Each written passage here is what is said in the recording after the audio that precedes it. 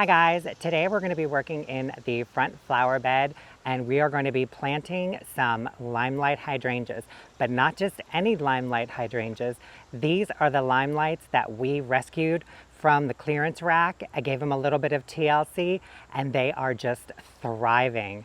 Let me show you how they look now. This is the bed that we're going to be working in, and these are the 3 hydrangeas that we're going to be planting today. And look at them. Look how beautiful they are. They are blooming. Their leaves are nice and green. They are just so incredibly happy. And I'm so excited because we're finally getting these in the ground. But look at these blooms. They are huge. And they are standing upright. Oh my goodness.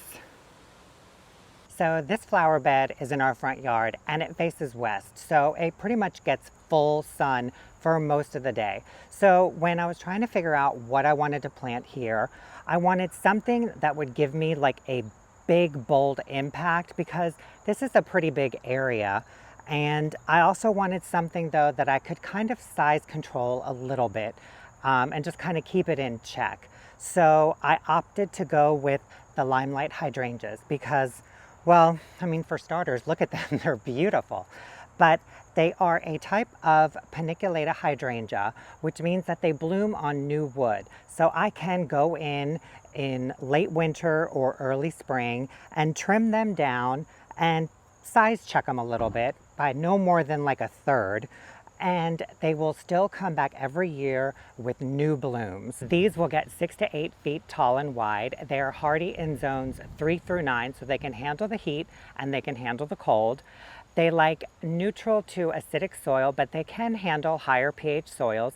But these are not your macrophylla hydrangeas, so the bloom color will not be affected by the soil pH. I'm also going to amend the soil before I plant them because I want to add in a little bit of gypsum to kind of help loosen up some of that clay soil, and I'm going to add in some biotone starter fertilizer to kind of help that root system get really well established. All right guys, let's get these in the ground.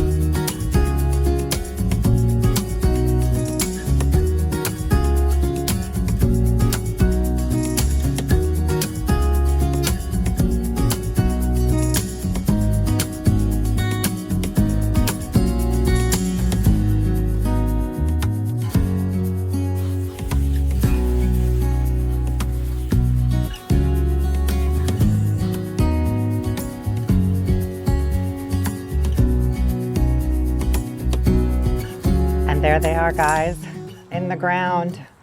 Oh my gosh, I'm so excited. Look at them. Don't they look so good?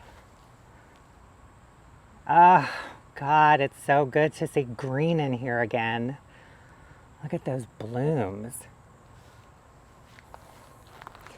My God, I'm so excited. I cannot wait for these to grow. Do you guys remember what these looked like before when we got them from the clearance rack?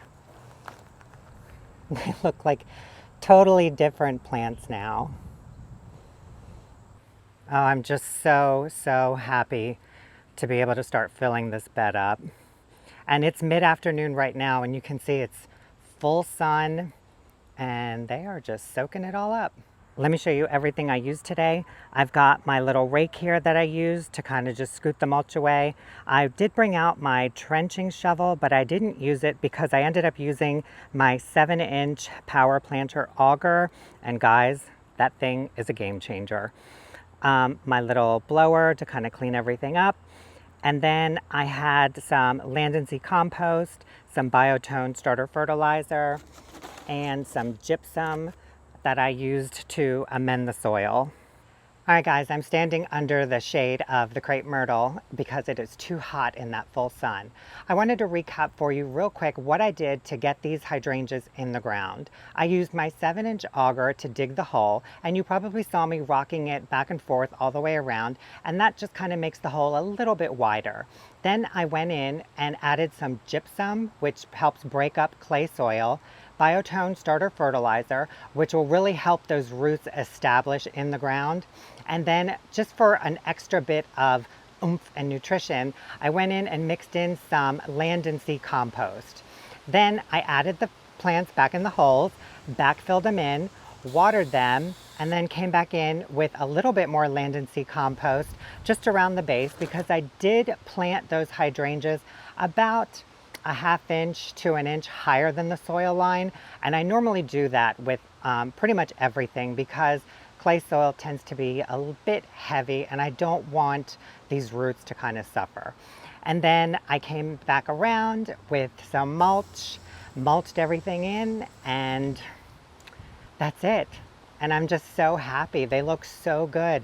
And I can't wait to start adding more stuff in. I think I want to put like a red element right in the center, and then maybe some more hydrangeas and some other stuff. I'm not 100% sure yet, but guaranteed you're coming with me.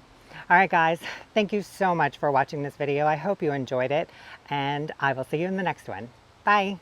P.S. In case I didn't mention it, these Limelight hydrangeas grow 6 to 8 feet tall and wide. They like neutral to acidic soil, and they are hardy in zones 3 through 9, which means they can handle colder climates and warmer climates. They're also a type of paniculata hydrangea, which means that they bloom on new wood. So you can come in late winter, early spring, cut the plant back by about no more than 1/3, get rid of any dead or diseased branches, and you're still going to have flowers that season. So that's awesome. You don't have to worry that you're going to over prune and all you're going to end up with is just foliage and no flowers. I like that. All right, guys, thanks again for watching, and I'll see you in the next video. Bye.